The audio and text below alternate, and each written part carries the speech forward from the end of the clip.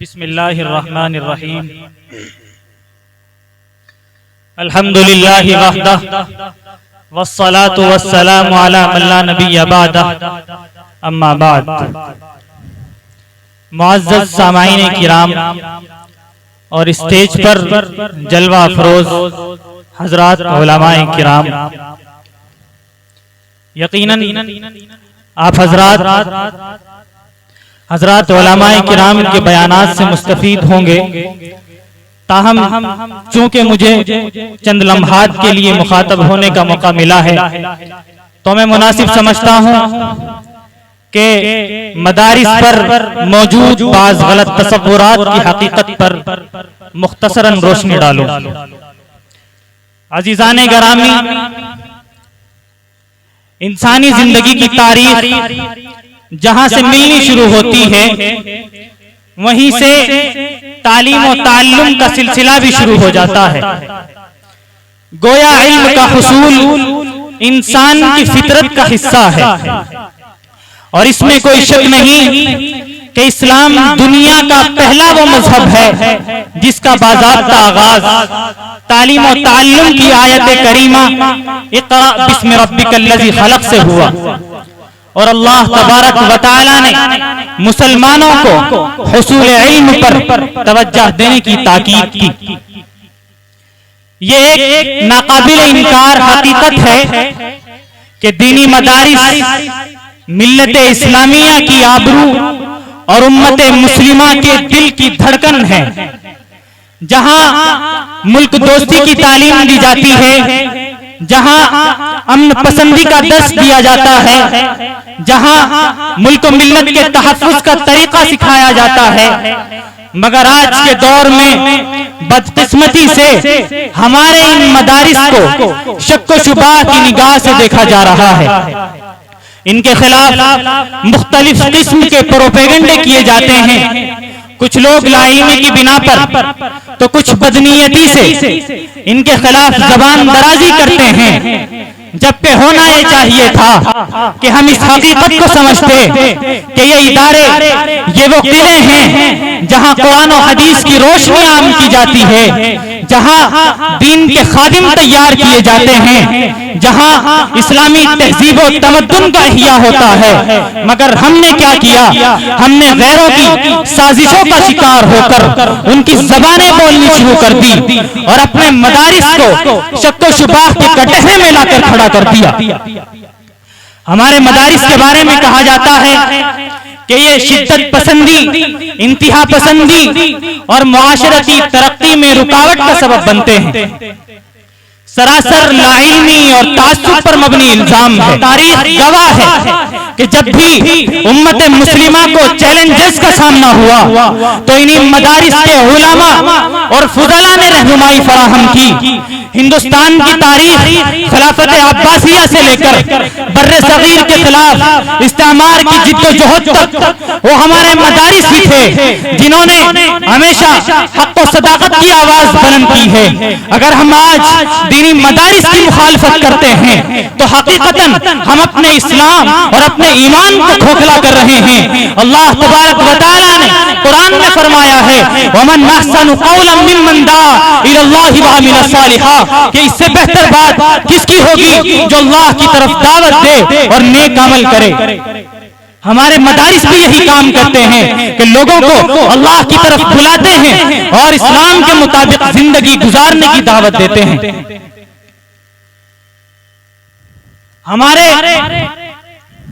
वक्त बहुत मुख्तसर है, तफसीली गुफ्तगू का मौका नहीं, मगर मुख्तसरन मैं इस जैसी हजारों दीनी दरसगाहों के हवाले से ये बात अर्ज कर देना चाहता हूँ, इस वजह से कि हमारे मदारिस आला दानिशगाहों, इदारों, लोबियों, मीडिया सेंटरों में मौजूद बहस है।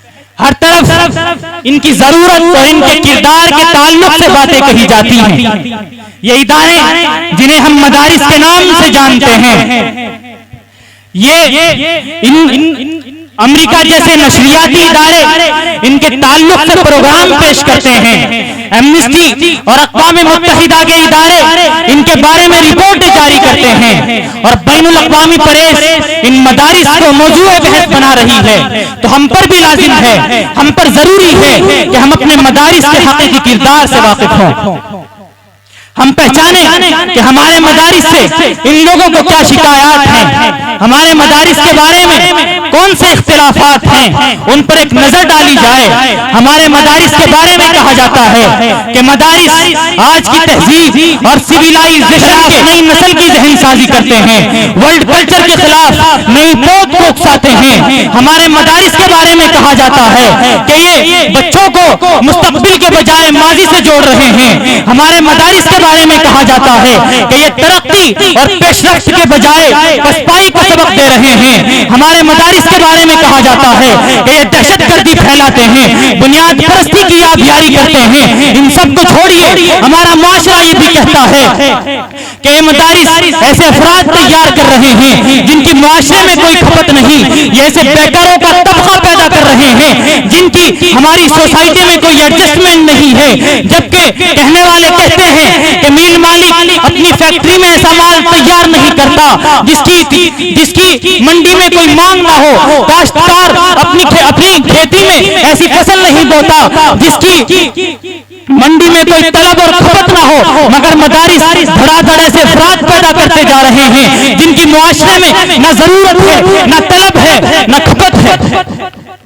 इल्जामात की फहरिस्त बहुत लंबी है मगर वक्त मुख्तसर है। जहां तक वर्ल्ड कल्चर की बात है कि हम उसके खिलाफ नई नस्ल की जहनसाजी करते हैं, तो मैं कहना चाहता हूं कि हम इस कल्चर को तस्लीम नहीं करते और इस कल्चर को जड़ से उखाड़ फेंक देना चाहते हैं। हमारा मिशन भी यही है कि हम अपनी नस्ल को इस वेस्टर्न सिविलाइजेशन से निजात दिलाएं। सिर्फ अपने नौजवानों को नहीं बल्कि दुनिया भर के लोगों को हम इस आजाब से बचाना चाहते हैं। इस वजह से कि इस कल्चर ने इंसानी अखलाक व अक़दार और तक़द्दुस का जनाजा निकाल दिया है।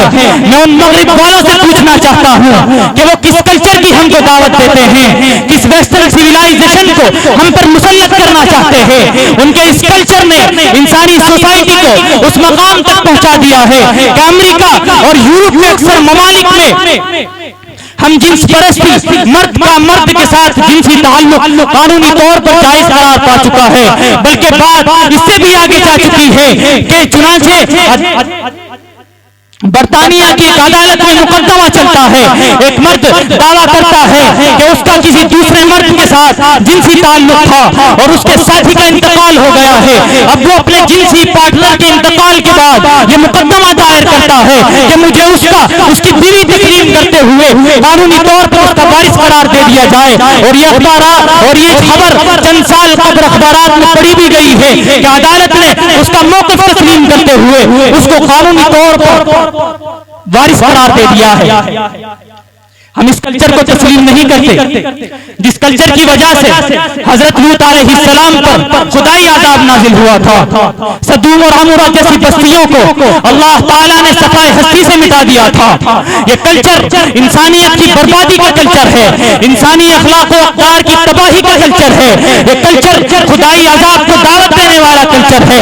लिहाजा हम इस कल्चर के खिलाफ अपनी जिद्दोजहद को अपना दीनी फरीज़ा समझते हैं। हम अक्सर देखते हैं कि हमारे माशरे के मालदार तबके या जदीद तालीम याफ्ता अफराद मदारिस पर तनकीद करते हैं। उनका कहना है कि मदारिस में रहने वाले लोग कदीम तरज के लोग हैं, पुरानी सोच है, इनके अंदर जदीद सोच की कमी है। आज के हालात के तकाज़ों से ये बेखबर है। लेकिन सवाल ये है कि क्या उन्हें मालूम है कि जिस जदीद दुनिया की बैंकिंग, इकोनॉमी, मईशत, माशियात पर वो फख्र करते हैं, वो तालीम कहाँ से आई? क्या उसकी जड़ें इस्लामी तालीमात में पेवस्त हैं या नहीं? अगर आपको यकीन नहीं आता तो जाइए दारुल देवबंद की तरफ, जाइए दारुल नजवे की तरफ, वहाँ के दौरा कीजिए, वहाँ की किताबों को देखिए, वहाँ के तलबा को देखिए, वहाँ के असातिज़ा से मुलाकात कीजिए, फिर फैसला बताइए कि हमारे अंदर जदीद सोच की कमी है या आपके अंदर इस्लामी तहजीब की, इस्लामी बसीरत, दीनी बसीरत की, इस्लामी फहम की कमी है। आपकी जदीद तालीमी इदारे आपके बच्चों को जदीद तालीम तो दे देते हैं, लेकिन नमाज से दूर कर देते हैं। उनके हाथ में पेट और कोट को थमा देते हैं, मगर दुनियादारी सिखा देते हैं। बल्कि इससे बढ़कर अगर यूं कहा जाए कि हम अपने बच्चों को जदीद तालीमी इदारों में भेजते हैं जहां आला तालीम को हासिल करती है, मगर इस्लामी तालीमात उसके सर से उठ जाती है, आहिस्ता आहिस्ता नतीजा ये निकलता है कि उसके सर से दीन का रोशन चराग बुझ जाता है। जबकि हमारे मदारिस हमारे बच्चों को आला तालीम देकर भी मोहम्मद का गुलाम बनाते हैं, उनके अंदर दीन की रोशनी बखेरते हैं और उनके दिल से ईमान की दौलत नहीं छिनती। मगर अफसोस आज लोग मदारिस और अहले मदारिस से कतराते हैं। उनका कहना है कि हमारी तरक्की में रुकावट का सबब बनते हैं। बाज लोग तो उनकी मौजूदगी उनकी नजरों में चुभती है, मगर हमें मालूम नहीं, हम भूल चुके हैं कि ये वो इदारे हैं जिनकी वजह से हमारी जिंदगियों में सुकून। उन्हें शायद मालूम ना हो उनके घरों में दौलत के अंबार तो हैं, मगर उन दौलत में बरकत नहीं। ये उलमाए किराम जिनके पास दौलत तो कम है मगर अल्लाह की बरकत से लबरेज है। ये दीनी मदारिस सिर्फ तालीमी इदारे नहीं हैं, बल्कि अल्लाह के खास बंदों की तरबियत गाहें हैं। अगर आप भी सुकून चाहते हो, आपको सुकून की तलाश है, तो आइए बैठिए इन चटाइयों वालों के पास, इन टाट पर बैठने वालों के पास, इनकी जिंदगी को देखिए, इनकी सादगी को महसूस कीजिए। अल्लामा इकबाल ने भी कहा था, न कहीं जहां में अमा मिली, जो अमा मिली तो कहां मिली, मेरे जुर्म खाना खराब को तेरे अफ़्व बंदा नवाज दे। आप हजरात तसव्वुर नहीं कर सकते कि मदारिस में रहने वाले असातिज़ा खास तौर पर जो कुरान करीम पढ़ाते हैं, कितने मामूली वजीफे के साथ कितनी लंबी ड्यूटी देते हैं। एक सही उस्ताद जो कुरान करीम की तालीम देता हो, अगर आपको मालूम हो तो अपने बच्चों को फजर की अजान से लेकर बैठता है, फजर की अजान फजर की नमाज के बाद पढ़ाता है, जोहर के बाद पढ़ाता है, मगरिब के बाद पढ़ाता है, और सर्दी में रात लंबी होती है तो ईशा के बाद भी पढ़ाता है। उनकी तनख्वाह कितनी होती है? आपके ताल्लुक में कोई उस्ताद होता मालूम कर लीजिएगा।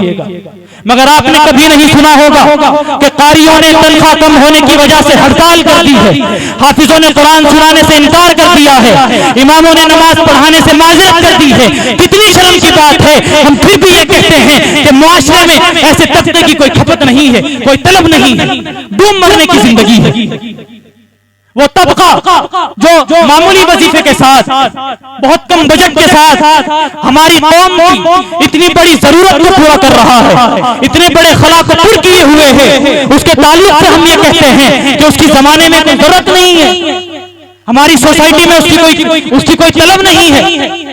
अल्लाह हमें हिदायत दे।